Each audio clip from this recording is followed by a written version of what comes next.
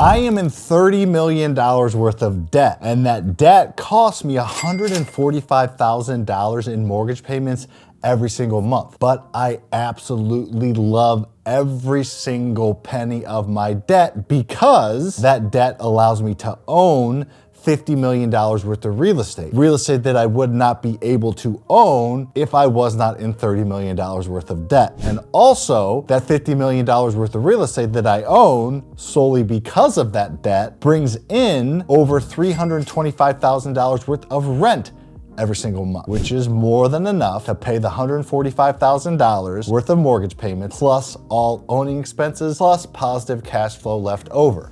So to hammer this point home, I have $20 million worth of equity because I am in debt, and that debt allows me to own real estate, which pays for the debt, plus gives me positive net worth, plus gives me positive cash flow, plus gives me an insane amount of tax benefits. So in this video, I want to explain that concept and show you why good debt creates wealth for normal people. And honestly, because of the financial situation we're in right now, our country's in right now, the only way for normal people to get ahead financially is to understand how to properly leverage debt to buy real estate. Any other way that you're gonna try to get ahead financially is going to be like running on a treadmill. You're not gonna get anywhere because most people don't make enough to save enough, to invest enough, to make enough of an impact to get ahead financially in today's financial situation. And it's only gonna get worse in the future. So the first thing I wanna tackle in this video is the idea of debt being bad. We are all told that debt is bad growing up, whether that's from our parents or any schooling that you go to.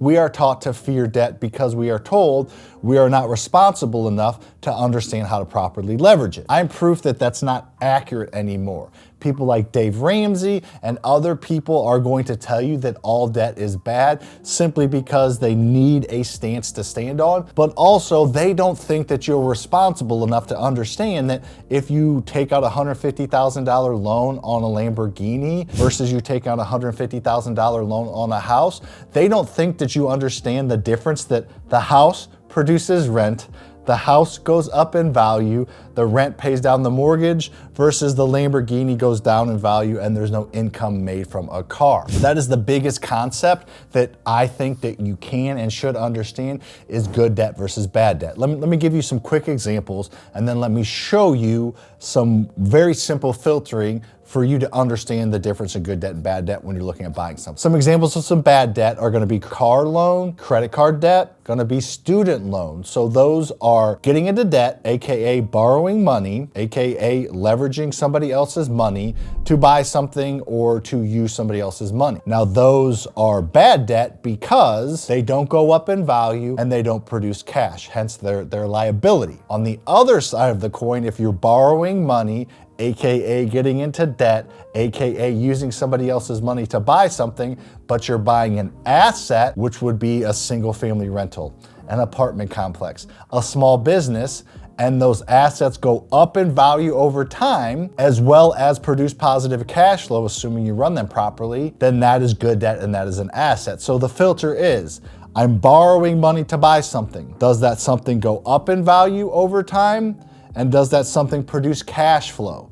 If it does, then more than likely, assuming you can manage whatever you're buying, that is an asset and that is going to be a path for you to create wealth. Now, if you're borrowing money again to buy something that goes down in value and is not producing cash, that's a liability and that is bad debt. So of course, nobody's gonna tell you that that's a way to create wealth, but there is another side of this, and that is borrowing people's money, getting into debt to buy those assets, and those assets are going to produce cash for you. Because as I mentioned earlier, most of us don't make enough money to buy assets, and assets create wealth. I don't think anybody's going to argue that point, whether you're talking Elon Musk or Jeff Bezos or anybody else that has created a substantial amount of money. It's done through assets. And if you don't have enough money to buy assets, then you borrow money to buy those assets. You don't just give up and eat cardboard bologna sandwiches like Dave Ramsey would tell you and live a frugal life and never spend a dime on anything besides the essentials, only to retire at the age of 65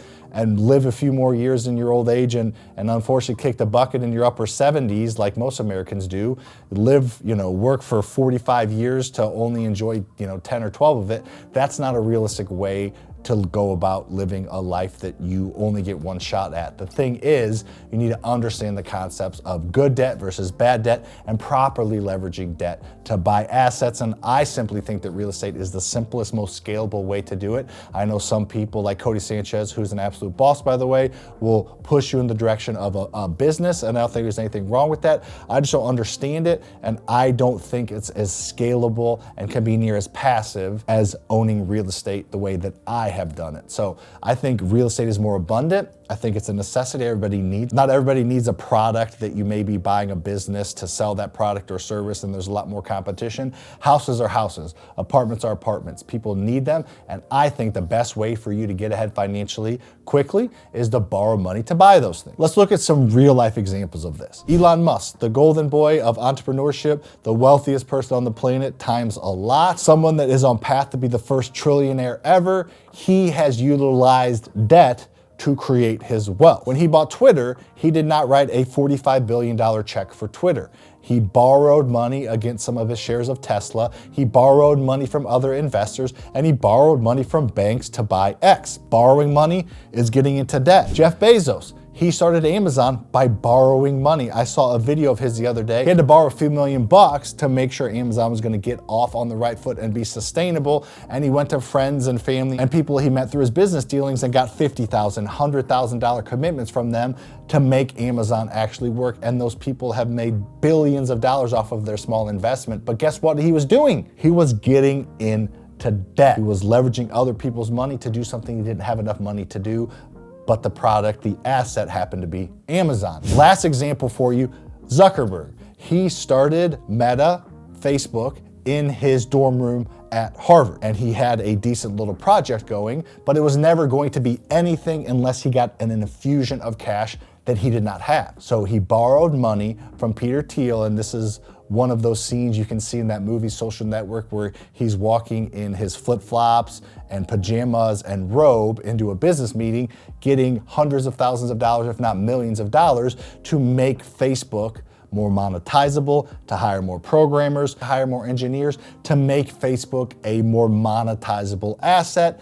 And everybody won because Facebook was something that it wouldn't have been without that cash infusion. So those are large macro examples. The micro way to do this is to invest in real estate. And I suggest you just starting out with a single family rental. Buying a single family rental, utilizing the BRRRR method, and I'll explain that here in a minute at the end of this video. I will shoot you over to a video that explains the BRRRR method a little bit simpler. But in general, you're borrowing somebody else's money to buy a real estate asset, and you're using the equity and the cash flow from that real estate asset to pay off who you borrowed the money from. I've done this on 165 single family rentals, 6 apartment complexes, 3 self-storage facilities, a hotel, all using other people's money. Now, of course, it sounds much easier than it actually is. Simple and easy are not the same thing. I make it sound simple because I've done it and I'm a professional at it, but it is not easy. So if you want the guidance to do it, to make it as easy as possible, make sure to subscribe to this channel, hit that notification bell so you get notified when new videos come out. I'm gonna be changing a lot of things in 2025 in this channel. You're going to want to hang out for it between live trainings and new videos and new concepts to help build your wealth for free here on YouTube. So make sure to hit that subscribe, notification bell, like this video, and comment any question you have below. I will use those questions to create new videos as well as answer those questions personally. Lastly, there is a free training where I don't collect your phone number or your email address in the description. So just check that out. It's absolutely free and it can help move the needle for you. On to the end scene. Check out this video over here that explains the BRRRR method, and it can help change your life by leveraging debt to create wealth. See you on the next one.